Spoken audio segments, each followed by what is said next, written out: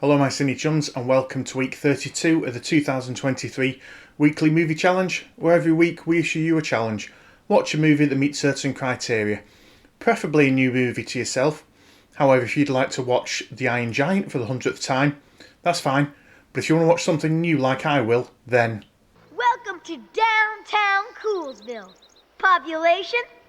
Us. So last week's challenge was to watch a movie based on a book, a comic or a graphic novel, and just like each week, you guys absolutely astound me with your choices.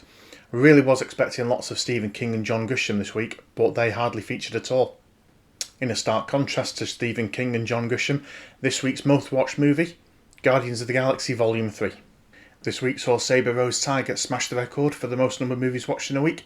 They watched 7 movies, Grand Hotel, and 6 different DC animated movies.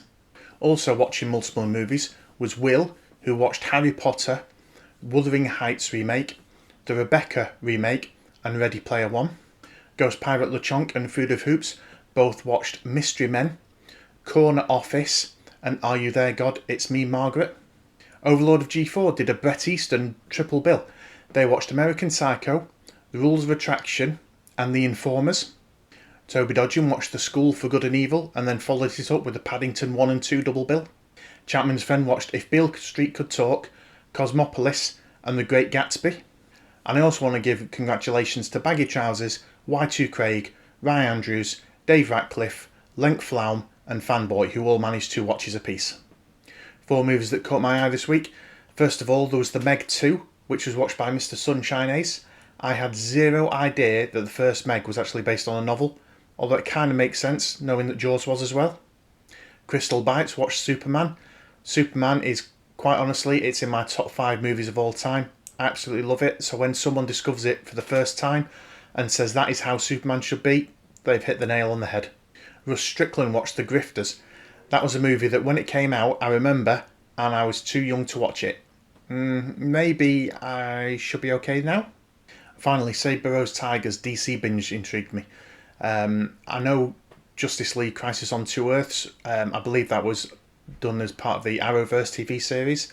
I only watched The Flash on those, and I dropped The Flash before they started doing all the crossovers with Supergirl and Arrow. But that was quite interesting. I know there's quite a following of the DC animated movies, so I might have to try and pick some of those up myself. This week's challenge comes courtesy of The Hash Brown, who suggested that a fun prompt could be to watch a non-mainstream, non-Disney animated movie. So with Spider-Man Across the Spider-Verse coming to video on demand this week, and the Teenage Mutant Ninja Turtles Mutant Mayhem in cinemas, I kind of don't want to drop mainstream off, but what I will say for this challenge is to watch an animated movie that wasn't produced by Disney, Dreamworks, Illumination or Pixar. So basically watch an animated movie that wasn't produced by one of the big 4. A couple of recent ones that caught our eye were Netflix's Nimona, that's based on a graphic novel. There's a new Resident Evil animated series out. I've never watched any of the animated series. I've played the games. I watched the movies that have absolutely nothing to do with the games. Maybe I'll pick up one of the animated movies that more closely follows the plots of the video games. Can highly recommend Ron's Gone Wrong, wonderful movie about a young boy and his slightly defective AI companion. And finally, Wendell and Wild on Netflix, stop motion animation from the mind of Jordan Peele. That looks really interesting. When doing some research for this challenge, I noticed that some production companies have animated movies that are distinctly them. So for example, Studio Ghibli, who created My Neighbor Totoro, Spirited Away or Howl's Moving Castle. Leica Studios specialise in stop motion animation such as Coraline, Kubo on the Two Strings, which I can highly recommend, and Paranorman. Aardman Animations, most known for Wallace and Gromit, also obviously produced Shaun the Sheep, Early Man, Chicken Run, and Flushed Away. And apologies to Sabre Rose Tiger, but all of the DC animated series. I'm quite intrigued by Flashpoint as well here. I've obviously seen the Flash movie.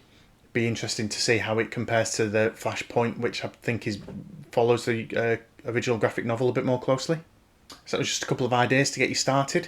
Let us know in the comments what your favourite animated movies that aren't produced by the Big Four are.